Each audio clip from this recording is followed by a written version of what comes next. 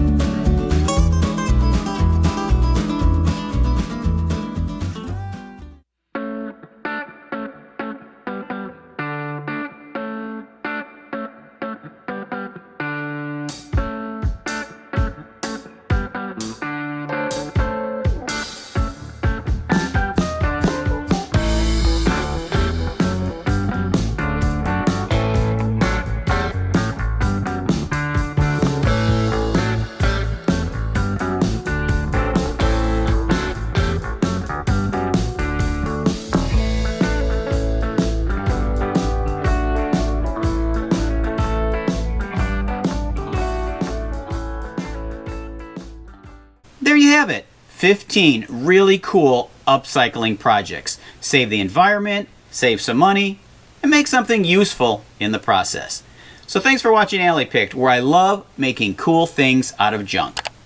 And thanks for making your alley my hardware store.